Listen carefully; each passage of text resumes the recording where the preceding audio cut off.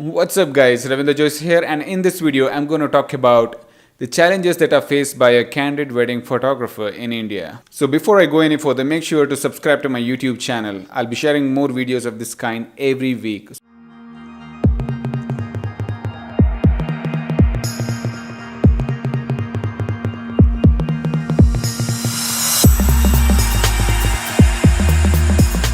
I've been doing this candid wedding photography here in India for a while now, and I would like to share my own experience today. So in this video, I'm going to cover all of these challenges that are faced by a candid wedding photographer. Most of the unprofessional or the so-called professional photographers, they do not have anything called an agreement or a contract when they go for a wedding photo shoot, which is a big mistake. And also, I've seen this bride and the groom, they act as though I'm asking them to sign some property papers or something, or a will or something. But basically, it is just a contract agreement. Go through that and then you need to sign it. That's it.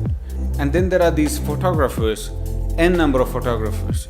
Well, I've seen a wedding where there were some bunch of candid wedding photographers, then the drone guy. Well, then there are this group of regular photographers who don't do the candid wedding part of it. And that's almost like 7-8 of them, and then there are 2 of them in the drone, and then there are another 2 of them for candid, so almost like 11 to 12 of them, and they're 2 only from the bride's side, and there are equal number of photographers on the groom's side, so it's like 20 to 25 of them capturing photos, and then the video guy. So this is insane, and there is so much fight between them just to get that position right. No one wants to miss the shot, so there is this extreme fight for that particular position, where to stand, especially with the video guys, and even it includes even the photographers. One thing that I like about the candid wedding photographers is that they just take a step back and then they capture that photo using their zoom lens, so they're a bit more flexible, whereas those regular photographers, they have to position right in front of them. They'll sit over there right in the mandap. So it's extremely hard. 20, 25, there are just too many. You don't need that many photographers. Just hire 1 or 2 max. That's it. I mean, and there should be a good understanding between the bride and the groom before you hire a photographer. You just hire 1 photographer. That's more than enough. I've seen a separate photographer for the bride side and the groom side, and they keep their budget separate and everything. So you don't need that. Well, next is the payment. I've seen this bride and the groom with so many demands, so many photographs to be captured, the pre-wedding, post-wedding, engagement, reception, wedding, the overnight wedding, crap. They have got everything, and they want the processing to be done in 1 or 2 days, and then the album design. They do not think any of these. They just want the photos to be delivered within a week without doing the payment. And they take almost like 2, 3 or 6 months in the worst case to make the payment, but then they want the photos first. Sorry, that's not acceptable. And there are these bunch of idiots, I can say, who keep questioning the photographer. What lens do you use? What settings do you use? What camera do you use?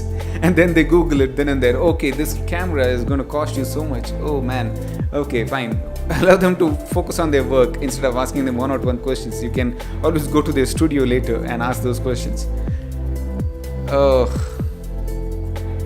Well, there are a few couples where they see some Hollywood or Bollywood movie, and then they ask us for a photo shoot of that kind in the wedding hall. And when it comes to the wedding hall, it's a small hall with total darkness, and the power goes off on and off all the time, and I have to be completely dependent on my external light, which you're seeing right now. It's terrible.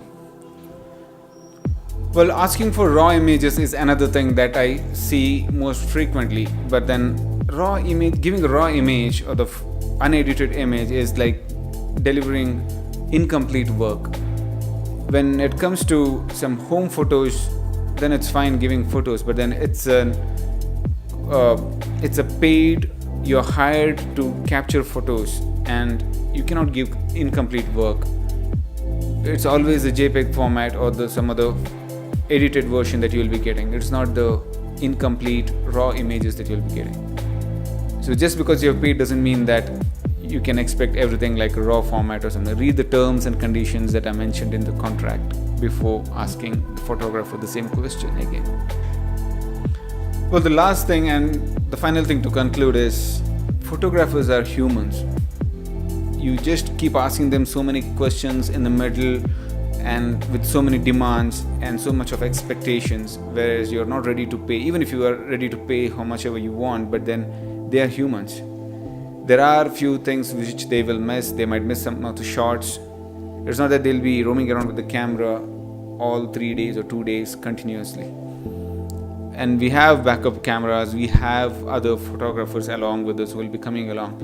But then there are always scenarios where they might miss, or if there is some issue with the camera, there will be backup memory card slots. But then there are few chances where in the worst of worst case, they might miss some of the shots. Well, if you try to disturb the photographer whom you have hired by unnecessarily pulling him into some other activities or pushing him out of the main focus area, or any kind of disturbance will reflect in the image or the output that you get at the end of the event.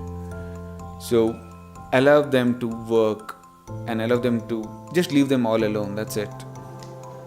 Well, if you are a photographer and if you have come across all these kind of scenarios, then go ahead and smash that like button if you think that, well, if you have faced the same situation as me. And if you are a viewer, if you are planning to hire a photographer, then you can leave a query right now in the comments below than asking any kind of questions in the wedding event when the event is happening. So I'll be sharing videos of this kind every week, so don't forget to subscribe to my YouTube channel. Hit on that bell icon to get all the latest updates.